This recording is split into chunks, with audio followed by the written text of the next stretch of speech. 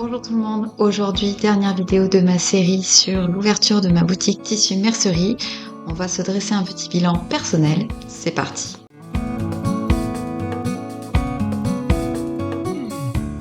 Alors déjà on va recontextualiser un petit peu. Aujourd'hui on est le 25 avril, ça fait un petit mois, enfin un mois, demain ça fera un mois que j'ai ouvert le magasin. Alors j'avais déménagé la partie atelier des cours de couture maintenant il y a 2 mois. Et donc le magasin total, les tissus, la mercerie, les kits, plus donc les cours qui étaient déjà en place, tout ça, ça s'est ouvert le 26 mars. Donc je suis sur mon petit premier mois d'ouverture. Et là je me suis dit on va dresser un petit bilan personnel puisque c'était prévu sur cette série de vidéos sur l'ouverture. Même si je pense que je referai peut-être un bilan plus tard parce que là franchement au bout de 3-4 semaines d'exercice c'est pas très représentatif je pense. J'ai pas encore de recul tout simplement.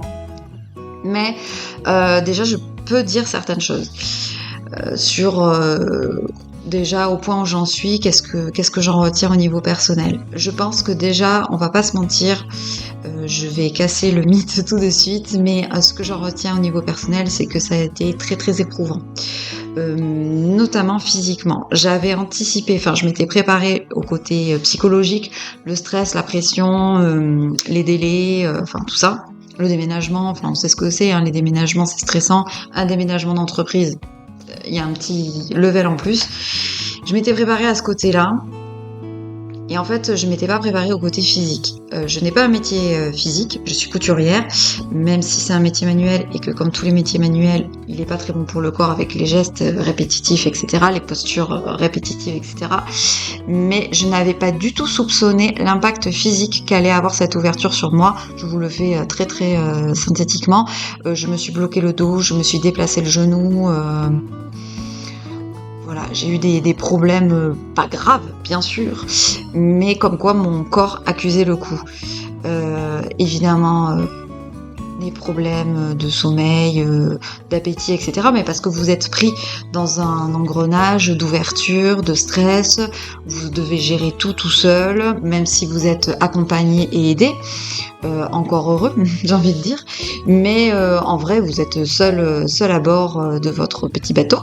Et c'est vous qui devez organiser tout, voilà.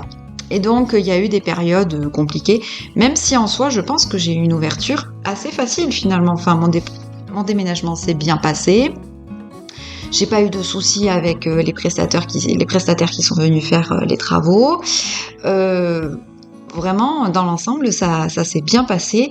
Il y a eu un événement qui a été problématique, qui était celui, certains le savent, d'une livraison la plus importante, la livraison des tissus. En fait, sur la boutique, j'ai plusieurs marques de tissus, essentiellement des marques françaises. Alors pour celle-ci, j'ai pas eu de soucis, j'ai été livrée de manière très très rapide, et j'ai fait aussi appel à des grossistes plus gros pour certaines gammes, notamment les basiques, les jerseys, les velours, ce genre de choses, ou les petites popelines mignonnes, tout ça qu'on aime bien. Et cette commande en fait a eu du retard, mais quand je vous dis du retard, c'est du retard. Finalement, toujours pareil, en comparaison avec d'autres secteurs d'activité, je suis pas à plaindre. Mais moi, à ma petite échelle, ça a repoussé de 2 à 3 semaines à peu près l'ouverture que je m'étais fixée.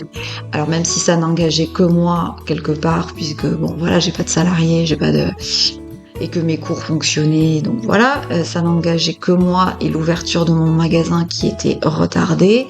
Mais en réalité, financièrement, il y a un manque à gagner, hein, il y a un loyer à payer, et donc s'il y a du retard dans l'ouverture, même si on a de la trésor, voilà. C'était complexe à gérer, même si ça a pas posé un problème monumental au niveau de l'entreprise, mais à gérer personnellement, c'était très très stressant. Je venais ici à la boutique tous les matins hyper tôt, en attendant ce livreur, qui ne venait pas. Donc voilà. Bon, il a fini par arriver, je vous rassure, et la boutique a fini par ouvrir. Ça fait partie des couacs. En vrai, dans les ouvertures, je pense qu'il n'y a jamais pas de couacs. Enfin, Je pense pas. Je pense qu'il y a toujours un petit événement, voire plusieurs. Donc moi j'ai été chanceuse, il n'y a eu que celui-ci qui fait que tout ne se passe pas comme prévu. Voilà. Donc c'est ce que je retiens là, parce que là c'est vrai que je suis au bout de 4 semaines d'ouverture et on m'avait dit, je le répète souvent en ce moment, mais c'est vrai, on m'avait dit à plusieurs reprises, tu verras, quand tu vas ouvrir, c'est là que tu seras au bout de la fatigue, tu n'en pourras plus, c'est là que tu vas ouvrir. On se rend pas compte quand on y est, pas encore. Et en vrai, là, je peux dire qu'en tout cas, pour mon cas, ça a été le cas. C'est-à-dire que vous montez votre dossier pour créer votre entreprise. Vous allez voir les financeurs, vous faites les devis, vous étudiez, vous voyez votre comptable, vous faites le business plan, les statuts, les machins, les trucs. Ok, après vous passez devant les financeurs, vous faites financer votre projet. Après on est reparti dans l'administratif, la création de l'entreprise, le machin, l'URSSAF, tout ça. Après on signe le bail, on prend les clés, on fait les travaux, on fait l'aménagement, on monte les meubles Ikea. Là, c'est vrai que j'ai monté des meubles Ikea pour toute ma vie. On pose du papier peint, on repeint les murs, on fait ceci, on fait cela, on déménage. Dans mon cas, moi, j'ai déménagé un atelier qui était existant, donc toute l'organisation du déménagement, et je remercie beaucoup les personnes de mon entourage qui sont venues m'aider, parce que vraiment, voilà, une aide précieuse. Vous faites tout ça, vous gérez votre... donc moi, c'est un magasin, donc la gestion de l'arrivée de votre stock. Il faut tout entrer informatiquement, chaque produit. Je vous dis pas quand on enregistre chaque bobine de fil dans une caisse. Voilà, on fait tous les inventaires, j'essaye de vous dresser un tableau à peu près précis de toutes les étapes, grosso modo, de ce qu'il faut faire. Donc voilà, vous êtes là, vous préparez la communication, vous recevez vos prestataires, celui qui pose l'enseigne, celui qui fait les extincteurs, celui qui fait ceci, celui qui fait cela. Et donc, il y a une quantité de travail. Vous êtes jamais au repos, en fait, on va pas se mentir. Vous y êtes du lundi au dimanche, du matin au soir. Vous en rêvez la nuit. Donc, il y a un côté comme ça hyper endurant qu'il faut garder. Et finalement, bon, moi je l'ai pas si mal vécu que ça au niveau stress. Je pensais que je serais beaucoup plus stressée que ça. Mais c'est vrai que, mine de rien, une fatigue s'accumule, ce qui explique donc les petits soucis dont je vous parlais tout à l'heure, qui pour moi se sont exprimés comme ça, qui pour d'autres s'exprimeront autrement. Ce que je veux dire, c'est qu'effectivement, quand on en arrive au moment de l'ouverture, il y a un côté soulagement d'un côté, parce que ça y est, on y est, et en même temps, il y a toute la fatigue des mois, parce qu'on parle de mois là, dernier qui retombe un peu, alors qu'en fait l'ouverture c'est là où il faut redonner un coup de boost. Donc et vous le faites, et je l'ai fait parce que vous êtes porté par votre projet, que l'ouverture elle est là, que les clients du coup ils arrivent, et que vous êtes quand même heureux. Il y a un côté satisfaisant de tout ce travail accompli qui enfin se concrétise. En plus, pour ma part, j'ai été ravie parce que je m'étais préparée. Quand je parle de préparation psychologique, c'était à plusieurs niveaux. Je m'étais préparée psychologiquement à avoir un démarrage lent, tranquille. Je m'étais dit, bon, voilà, il va falloir quand même que tu fasses ta place, voilà. Et ça sera le cas, bien sûr. Mais j'ai eu un démarrage vraiment très très bien. J'ai eu du monde, les gens étaient réceptifs à la sélection de produits que j'avais fait. Donc en vrai...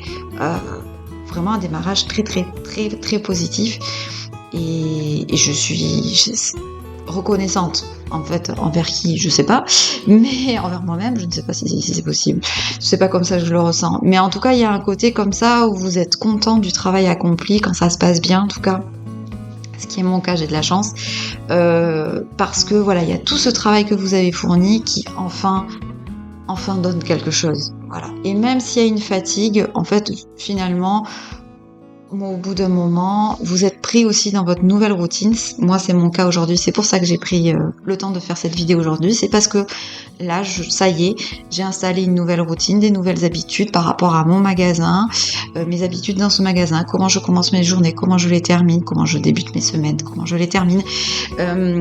Je m'adapte aussi à mes nouvelles obligations, la gestion du stock, la comptabilité qui est différente, tout ça, les obligations administratives qui sont différentes, tout ça.